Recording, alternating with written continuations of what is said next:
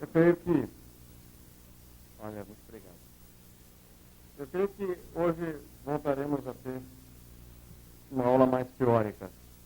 Sem que eu tivesse planejado, acabou saindo assim. Quer dizer, ontem tivemos uma aula relativamente mais histórica, cobrindo o período dos anos 30 e o período pós-guerra.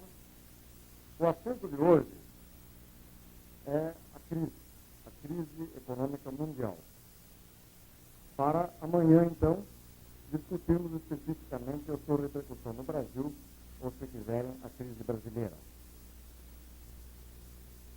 Para discutir a crise mundial, conviria, pelo menos, um certo pano de fundo teórico, que, no caso, provavelmente o mais adequado é a chamada teoria das ondas longas, ou do ciclo Kondratiev.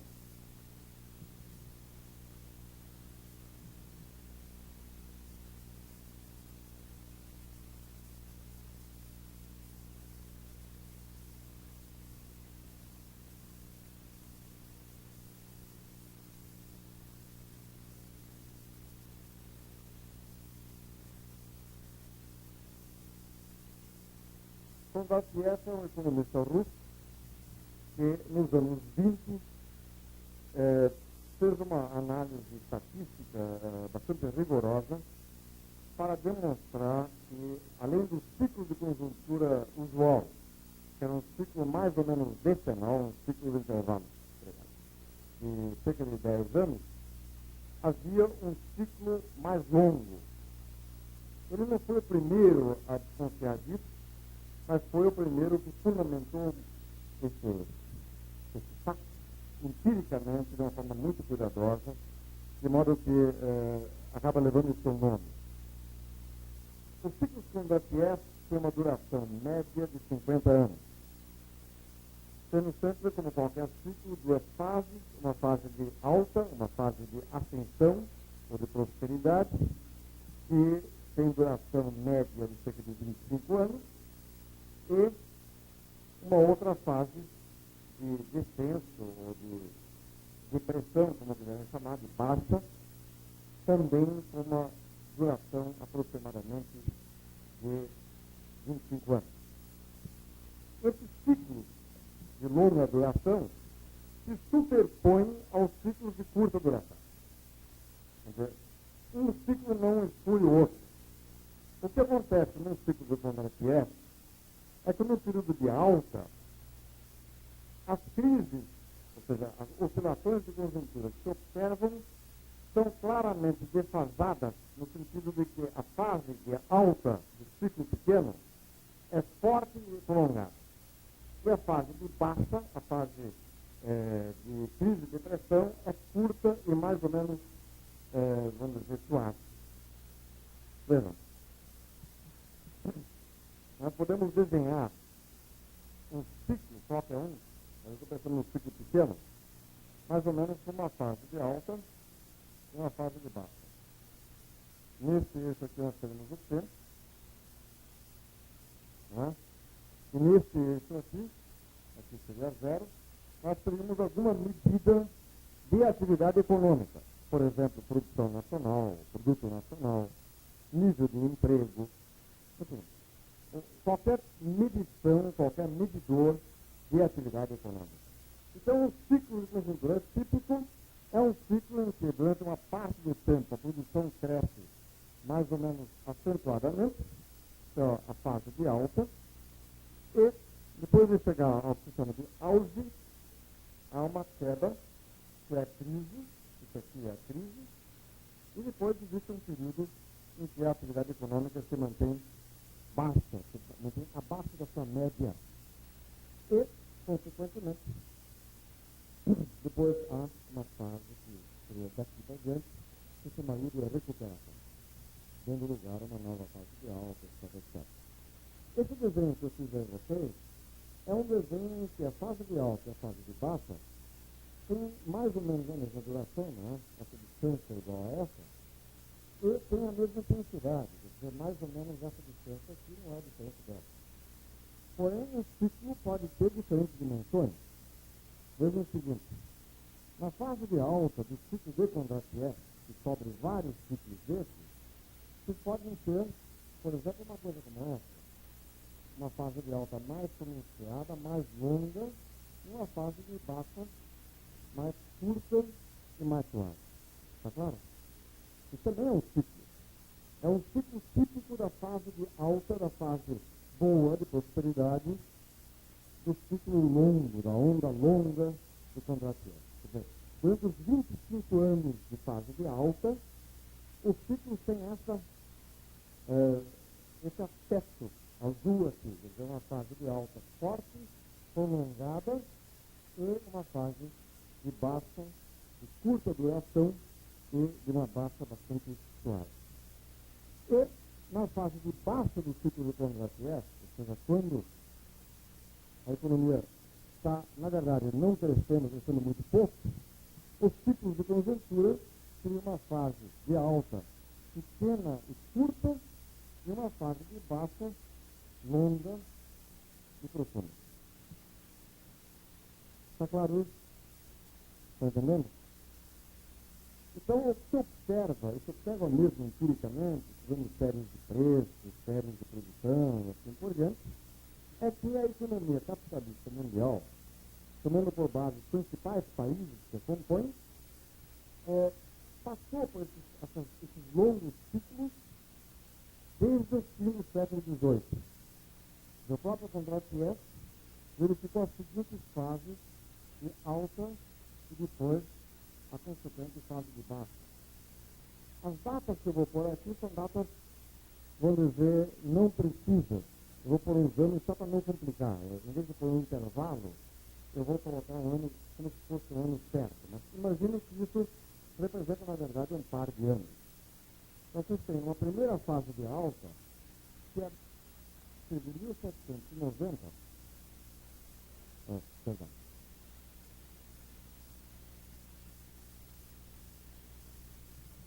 A primeira fase de baixa, 1790 a 1815.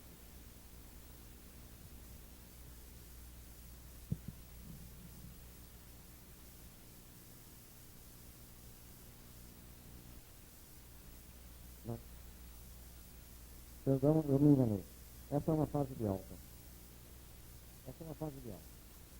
1790 a 1815 e a primeira fase de alta do ciclo do Kondratiev, a qual se seguiu uma fase de baixa de 1815 a 1848, mais ou menos. Então vocês veem que são mais ou menos 25 anos em que o ciclo de conjuntura tem esse aspecto do azul, e seguidos de um período mais longo, aliás, 30 e poucos anos, em que o aspecto é mais parecido com o branco aqui. Depois, o segundo Kondratiev, que começa exatamente em 1848, e a sua fase de alta vai até 1873. E depois há uma fase de baixa que passou a história, uma grande depressão, que vai de 1873 a 1896. Aí vocês veem claramente um ciclo de 50 anos, mais ou menos, né? De 48 a 96 a 48 anos, dividido por igual, uma fase nítida de crescimento acelerado, sobretudo na Grã-Bretanha, e um período que já na época era conhecido como a Grande Depressão, então é um período em que o ciclo tinha tipicamente essa forma de branco, quer dizer, fases de alta pequenas, fracas, fases de baixa prolongadas e profundas. O terceiro Kondratiev começa em 1896, vai até 1913, vamos dizer assim, até as vésperas da Primeira Guerra Mundial, tem um novo período de forte aceleração, curto comparativamente, não chega nem a 20 anos, e que termina uma fase de baixa que se lembra de 14 até 1940, mais ou menos.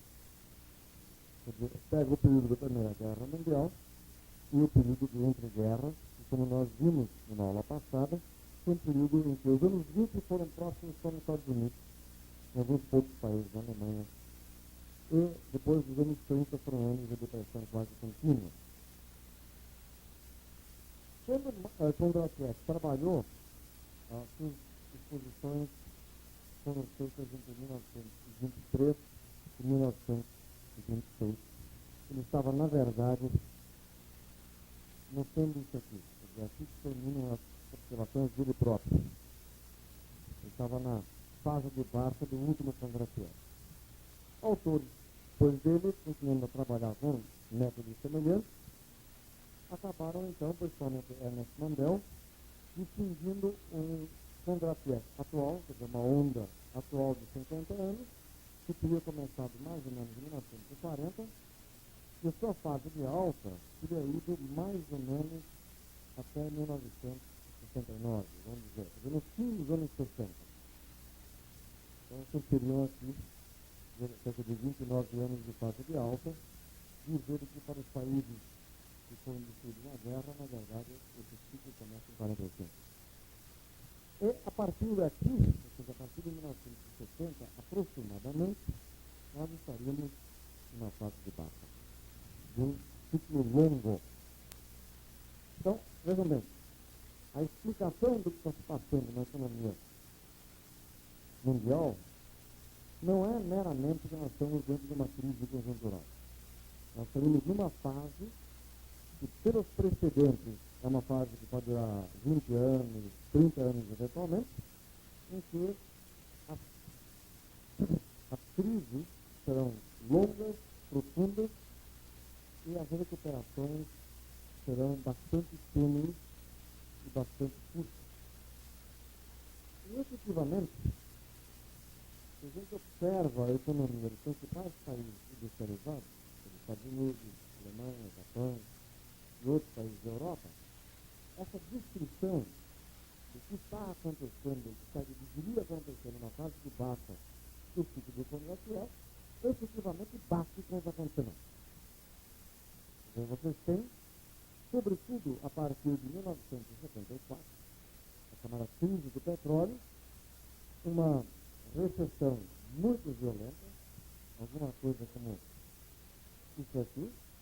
Depois que houve um período de prosperidade muito curto, uma prosperidade de 1 ano e meio, de 72 a 73, houve uma recessão bastante violenta, com grande aumento de desemprego, queda da produção industrial da ordem de 20% até 25%, entre 73 e 75%. Depois houve uma recuperação, essa recuperação durou uns 3 anos, 76, 77, 78, e a partir de 79, uma nova queda, muito pior ainda, queda essa na qual ainda a economia mundial se encontra. Supõe-se que haverá uma recuperação este ano de 83, sobretudo na economia americana, devido ao grande peso da economia americana, puxando as outras economias capitalistas para cima. Está claro isso? Então, vejam bem, a forma melhor de analisar a situação atual da economia mundial é realmente nos termos da Kondratiev.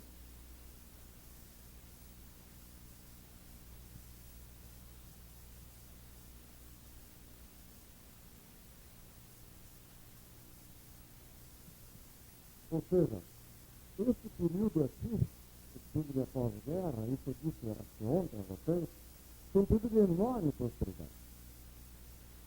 De 45 até o fim dos anos 60, houve recessões nos Estados Unidos, na Europa, por essas recessões eram exatamente essa cara da linha azul.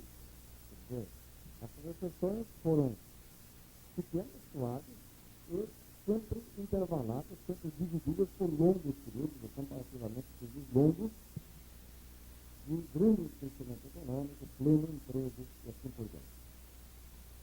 Tão grande foi esse período, ele durou mais ou menos 25 a 30 anos, que para os economistas se colocava seriamente a hipótese de que o ciclo de conjuntura tinha sido superado.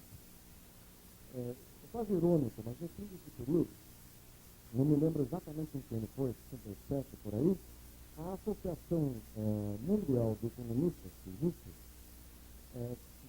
periodicamente organiza congressos mundiais, sempre temáticos, sempre tendo um tema, organizou um congresso sobre o tema Tornou-se o ciclo político, em que chamaram economistas de todos os países que produziram papers e tal, para discutir se ainda o capitalismo estava sujeito a flutuações cíclicas. Tão suaves e tão curtas eram aquelas flutuações que eu tinha sofrido no período pós-guerra. Logo adiante, quer dizer, poucos anos depois, a economia capitalista mundial seguiu mergulhada numa recessão bastante violenta, a mais violenta da pós-guerra, entre 74 e 75, e depois de uma recuperação fraca, em que o desemprego não diminuiu, o desemprego continuou crescendo enquanto a economia se recuperava, nos Estados Unidos, na Europa e no Japão, uma nova recessão ainda muito pior, que durou praticamente 4 anos, 79, 80, 81, 82. Essa já começa a se aproximar das dimensões da crise dos anos 30. De modo que, para entender o que está se passando, em vez de querer analisar cada uma desses ciclos pequenos, de 4 a 6 anos, é melhor pensar realmente que se entrou numa nova fase que dificilmente enxergam, já está durando pelo menos uma década, talvez mais, talvez 15 anos, dependendo do autor, e na qual a economia mundial, na verdade, está crescendo muito pouco. A única coisa que cresce bastante é o desemprego. No fim da primeira crise de 75, eu estava lendo um trabalho sobre essa crise ao viajar para cá, havia nos países desenvolvidos 17 milhões de desempregados. Para o autor, isso já era uma demonstração da gravidade da crise. Pois bem, atualmente, esse número dobrou. A gente está aqui próximo a 35 milhões de desempregados em todos os países desenvolvidos, os Estados Unidos, Canadá, os países da Europa Ocidental e mais os países. Então, o peso do desemprego hoje já está começando a se aproximar do que havia no desemprego. Já está passando dos 10%, já há países em que 12%, 13% da força de trabalho está desempregada. Muito bem. O mais importante, naturalmente, é saber por que ocorrem esses ciclos de congraciação. Depois que se verifica empiricamente que existem essas fases de alta e de baixa, porque a economia mundial apresenta 2, 3 décadas de rápido crescimento, cíclica, claro, altos e baixos, e depois 2 ou 3 décadas de muito menor crescimento alternadamente, e isso durante um período longo, né, quase 200 anos agora. Como é que se explica isso? Quais são as razões? E sobre isso há uma divergência, ou seja, há várias teorias, que eu não vou agora expor todas, porque não tenho interesse, eu tenho que nossa conhecer o que está passando atualmente, mas pelo menos dá uma ideia para vocês sobre quais são as hipóteses mais importantes que são apresentadas para tentar explicar esse movimento cíclico, hipóteses que são importantes para a gente também poder verificar o que vai acontecer. Afinal de contas, o interesse, inclusive, desse curso nosso é tentar nos levar a uma especulação sobre o ciclo futuro no Evangelho. O próprio Kondratiev, e ao lado dele uma série de outros economistas que analisaram esse problema, colocam hipóteses econômicas. Ou seja, é a própria economia capitalista que, pela sua forma de funcionar, engendraria essas oscilações, essas ondas longas da conjuntura. O próprio Kondratiev diz mais ou menos o seguinte: a economia funciona, em grande medida, a partir de uma estrutura de capital fixo, de instalações, de barragens, de estradas, etc., de fábricas, cujos ciclos de renovação são bastante longos. E, além disso, a formação de mão de obra especializada, de fábricas especializadas, também é uma coisa que demora tempo. Então, a hipótese dele é que nas fases de alta, uma série de inovações tecnológicas são postas em prática. Acumularam-se conhecimentos científicos e, quando a economia cresce com intensidade, esses conhecimentos científicos podem ser prontamente transformados em nova tecnologia, em novos produtos. Isso requer uma renovação profunda do capital fixo, construção de novas máquinas, de novas fábricas, de novos meios de transporte e a formação de toda uma mão de obra especializada nova. Então, isso implica que os preços crescem mais. Ao ver dele, isso desestimula a produção de ouro, ele está pensando ainda no sistema de padrão ouro, quer dizer, crescimento de preço significa desvalorização relativa do ouro, consequentemente, se diminui a produção de ouro, e isso leva também, então, a uma maior dificuldade em acumulação de capital. Ele diz de forma genérica que ao longo do tempo da fase de alta, começa a se tornar cada vez mais escasso o próprio capital, mais escasso e mais custoso. Então, isso vai, por assim dizer, detendo esse movimento de aceleração, esse crescimento rápido, até que chega um momento em que ele para e a economia entra na fase de baixa. Nessa fase de baixa, não há muitas inovações tecnológicas, porque as condições econômicas não são propícias, quer dizer, a economia está mais em crise do que em prosperidade, temos nesse mete a sede de lançar linhas totalmente novas de produção, etc. A menor renovação do capital fixo, os preços tendem a baixar, inclusive porque houve ganho de produtividade no passado, que agora se traduzem em deflação, e a economia, por assim dizer, como se estivesse dormitando e acumulando forças para um novo salto para frente, que é a próxima fase de alta. Então, vejam bem, eu não vou entrar nos detalhes, mas é uma visão como se houvesse assim um pulsar da economia em que ela pudesse captar suas energias com um crescimento bastante intenso durante mais ou menos 25, 30 anos e depois ela pudesse parar para descansar. E por razões essencialmente econômicas. E esse descanso seria mais ou menos a mesma duração, empiricamente, da fase de intenso crescimento. Baixaria, tornaria o ouro mais valioso, estimularia a prospecção e a exploração de ouro, a multiplicação de ouro na circulação estimularia a acumulação de capital, haveria já o desgaste do capital fixo anteriormente acumulado, então ele teria que ser substituído e isso tudo levantaria novamente a economia, acelerar seu crescimento e haveria todo um estoque de inovações tecnológicas que não puderam ser aplicadas na fase de baixa e então encontrariam aplicação na fase de alta. Há outras explicações econômicas, mas eu diria que são muito parecidas. Tem alguns autores que acentuam mais um efeito do que outros, mas vejam bem, o que é importante é que nessa teoria do próprio Kondratiev há uma combinação bastante engenhosa entre fatores de caráter real, quer dizer, a formação de capital físico, a formação de mão de obra especializada, e fatores financeiros. Que são os fatores que regulam diretamente o movimento do capital. Então, essas duas coisas juntas levariam exatamente a essa alternância de fase de alta e fase de baixa. O Kondratiev foi, na época em que ele foi visto, que foi na Rússia, poucos anos depois da Revolução, contraditado por Trotsky. Trotsky também, independentemente do Kondratiev, tinha mais ou menos confiado que ele iria ter ondas longas. E a discussão, evidentemente, na Rússia era em que fase se está agora. Só que para Trotsky, essas ondas são ondas históricas, ou seja, são ondas em que não se explica exclusivamente por fatores econômicos. Ou seja, tem que entrar luta de classes, tem que entrar guerras, tem que entrar revoluções, ou seja, ao conjunto dos fatos históricos que explica por que a economia, num certo período, numa fase longa, acelera seu crescimento, a sua transformação qualitativa, e em outros momentos, pelo contrário, paralisa esse tipo de movimento e entra numa certa estagnação. Há uma polêmica direta entre Trotsky e Kondratiev, em que Trotsky diz que a teoria de Kondratiev é totalmente mecânica, e que o tipo de configuração, esse pode ser explicado por fatores puramente econômicos, mas as ondas longas seriam históricas.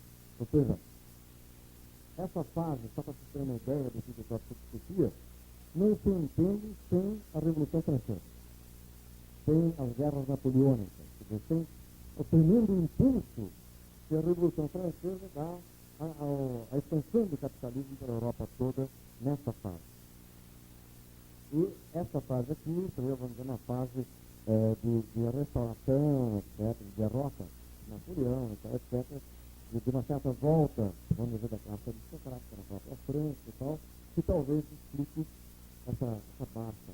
E assim, sucessivamente, porque para você entender cada uma dessas fases, você tem que levar em consideração também os acontecimentos políticos e sociais. Muito bem. O que interessa para nós aqui não é resolver essa polêmica. Devo, no entanto, dizer a vocês que eu tendo a concordar com Trotsky e Ernesto Mandel, que foi que mais ou menos dedicou muito tempo a consolidar esse tipo de análise e foi os primeiros a aplicar isso ao estágio atual do capitalismo, ele também tenta, na verdade, mostrar que esses ciclos são naturalmente resultantes das transformações sociais, das transformações políticas e, evidentemente, também do funcionamento da economia. A gente tem que fazer uma análise combinada das dos fatores econômicos, sociais e políticos. Isso, para o meu gosto, é uma análise mais rica e mais conjunta. O que eu vou fazer agora é, na verdade, discutir precisamente o atual ciclo, esse ciclo aqui. Eu vou tentar mostrar a vocês alguns nexos causais, algumas linhas de causa-efeito que explicariam tanto a alta, a fase de alta, até mais ou menos o fim dos anos 60, e a atual fase de baixa, que é mais importante.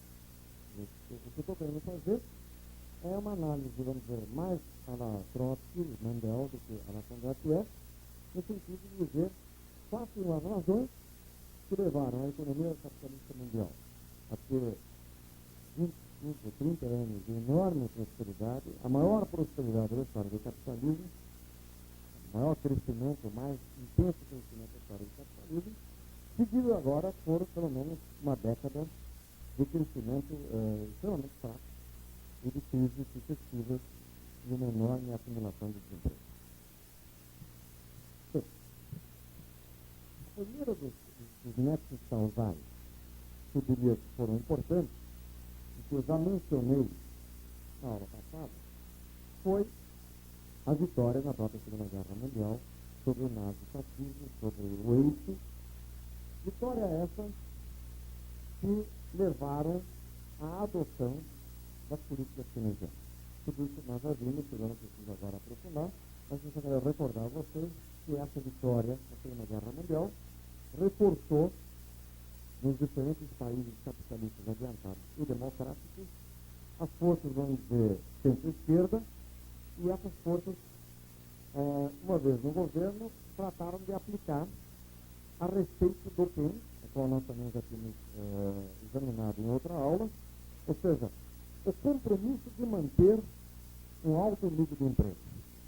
Isso significa, efetivamente, também manter a economia em crescimento bastante rápido, através da política de crédito, da medida, a política monetária, ou seja, manter o estoque de meios de pagamento mais ou menos em expansão, portanto, uma abundância de crédito, juros baixos e, além disso, um nível relativamente elevado de gastos governamentais, tanto de gastos sociais do governo, auxílio-desemprego, aumentos muito grandes de gastos com saúde, com educação, com habitação popular subsidiada, muitos serviços públicos, etc. Tudo isso foi bastante visível e bastante importante em todos os países capitalistas nesse período de alta, primeiros 20, 25 anos após a guerra. Por efeito disso, houve de fato uma ampliação muito grande da demanda interna nesses países. O pleno emprego foi mantido, jamais o desemprego foi tão pequeno por tanto tempo nesses países. Só nos Estados Unidos é que se manteve uma taxa de desemprego na ordem de 4 a 6%, mas na Alemanha, no Japão, na Grã-Bretanha, etc., o desemprego chegou a zero, e mais do que isso, os países passaram a importar mão de obra. uma coisa que é muito surpreendente.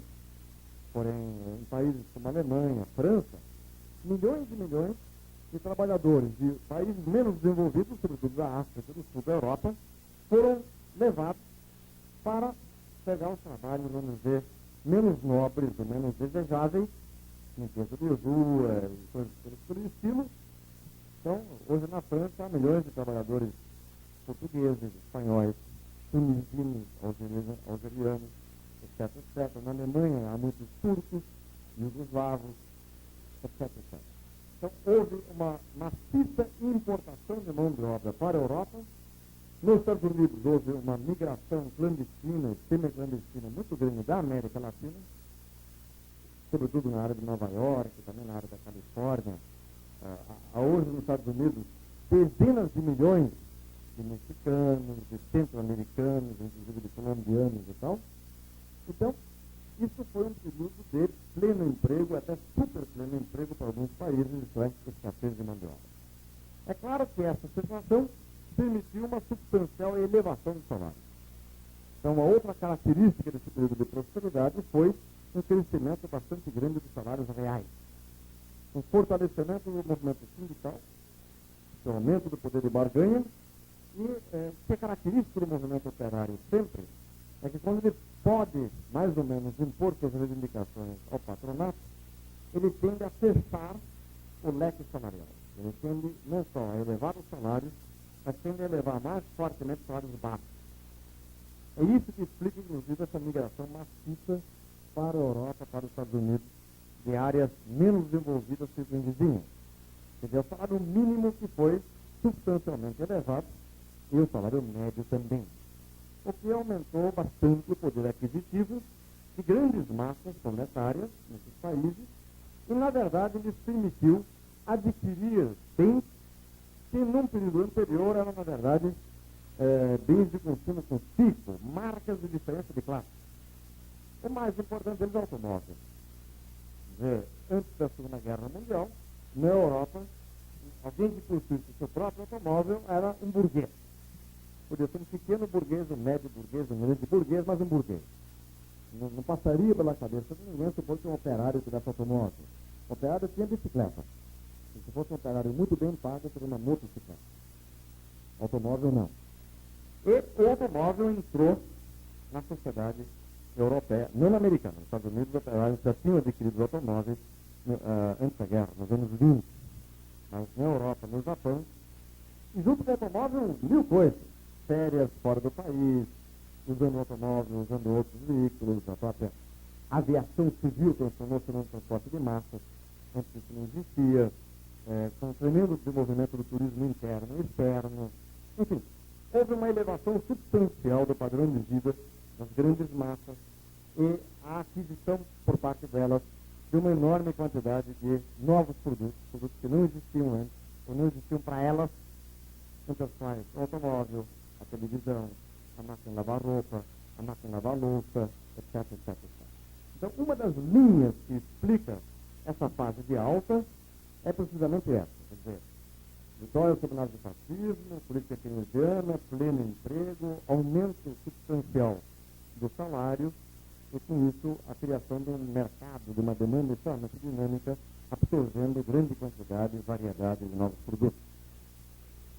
Uma das consequências disso também foi obrigar os capitalistas a acelerar as mudanças de processo, ou seja, o tipo de inovação tecnológica que aumenta ao máximo a produtividade. Porque para poder pagar esses salários mais altos e ainda assim preservar seus lucros, inclusive aumentá-los para poder acumular capital, era preciso aumentar e aumentar muito a produtividade. E isso se fez efetivamente através do uso de uma série de tecnologias, sobretudo automação, semi-automação, que tinham sido começados a ser desenvolvidos mediante computadores, servomecanismos, etc, etc, ainda durante a guerra. Então, durante essa fase aqui, houve, de um lado, um aumento sensível do salário, porém não houve uma queda dos lucros, curiosamente. Porque houve, na mesma proporção, mais ou menos, que aumentaram os salários, um aumento da produtividade média do trabalho. Não só na indústria, também na indústria da construção civil, que foi totalmente mecanizada na era antes, na agricultura, que foi amplamente mecanizada e quimificada, não era antes, e assim por diante. Um segundo nexo ocorrente causal, agora vamos falar da parte internacional, foi a hegemonia forte dos Estados Unidos. No período entre guerras, lembra-se, havia ainda uma certa disputa pela hegemonia entre os Estados Unidos e a Grã-Bretanha. A partir da Segunda Guerra Mundial, esse dilema se resolve. Os Estados Unidos assumem a liderança incontrastada, indiscutível do mundo capitalista e exercem essa liderança, vamos dizer, institucionalizando o que se chamou do sistema de Bretton Woods, que nós analisamos na outra aula. Lembra disso? Quer dizer, criou um sistema internacional de pagamento que funciona muito bem, funcionou no período muito bem, utilizando como moeda básica o ouro, o dólar, pretensamente igual ao ouro, mas na verdade isso era meramente uma promessa hipotética. O fundamental era de que todo mundo acreditasse que o dólar valia um tanto quanto de ouro e usasse o dólar como se fosse ouro. A partir daí, então, se restabeleceu o comércio internacional, coisa que eu já tinha mencionado, mas que, sem dúvida, são elementos importantes para explicar essa fase de alta.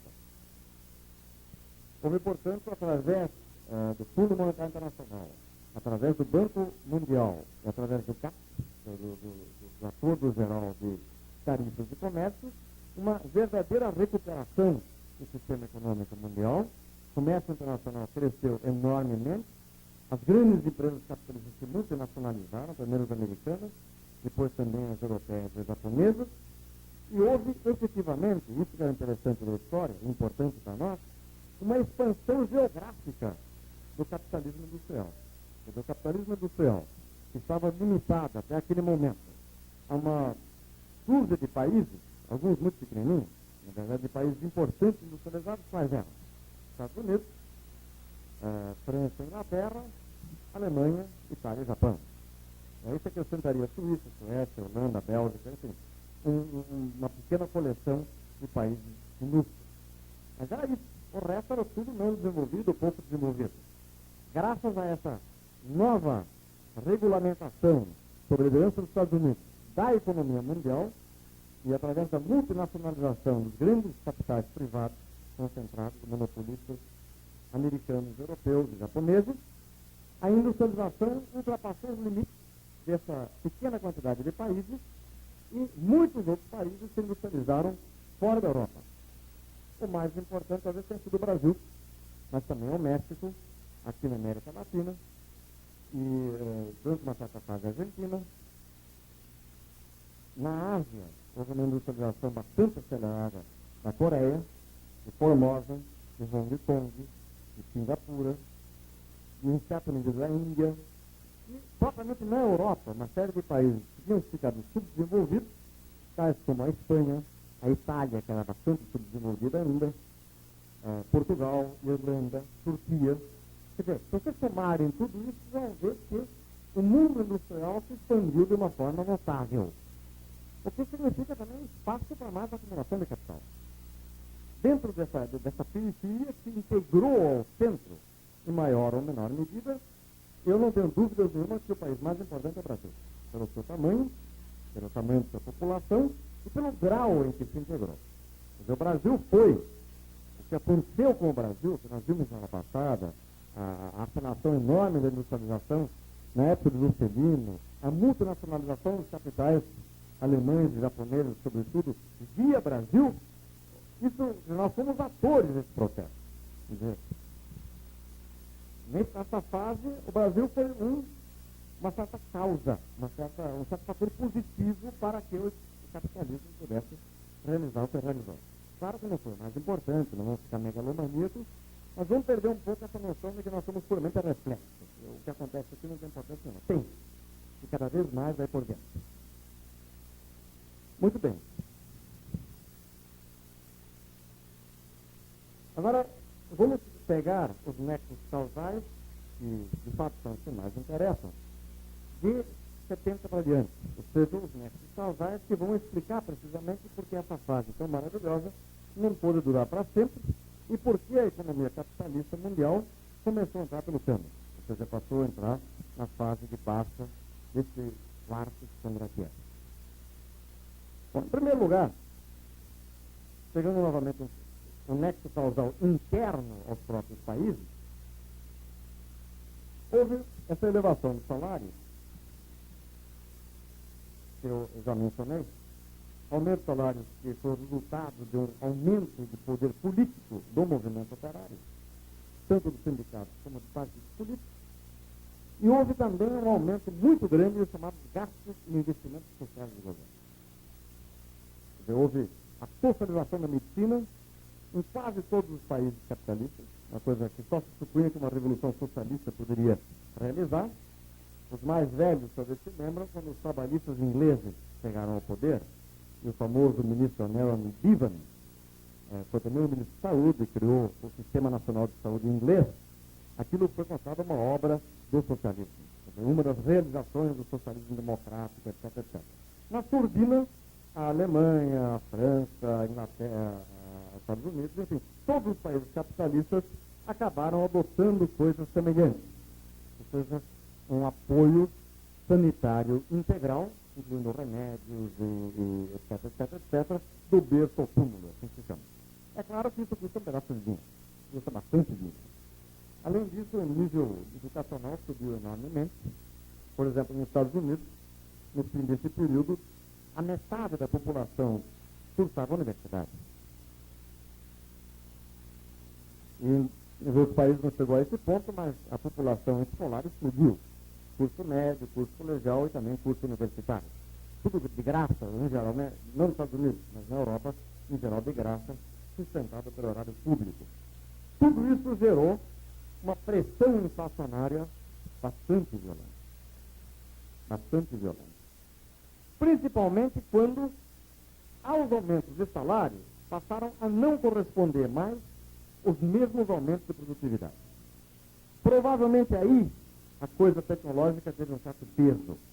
Quer dizer, se podia aplicar essas novidades tecnológicas ano após ano, durante 10, 15 anos. Claro que se aplica em cada lugar uma vez só.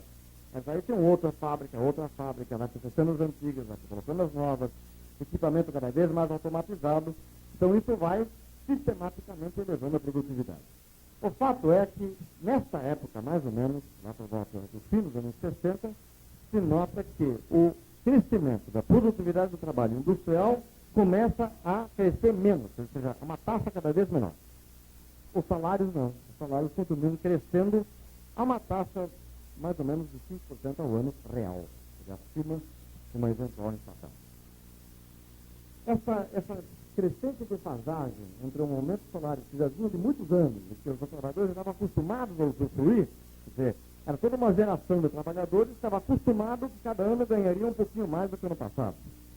E, na verdade, esses trabalhadores já tinham se endividado, já precisavam desse aumento de salário. O crescimento da dívida interna particular, da soma de tudo que os cidadãos devem, foi fantástico nesse período. Quer dizer, os trabalhadores ganhavam mais, mas já estavam de antemão gastando mais. Em todas essas coisas que eu mencionei, desde o automóvel trocado em prazos curtos, a máquina de lavar roupa, a máquina de lavar louça, a televisão, primeiro branco e preto, depois as cores, as viagens, tudo isso paga prestação. Então, você já antevê esses aumentos.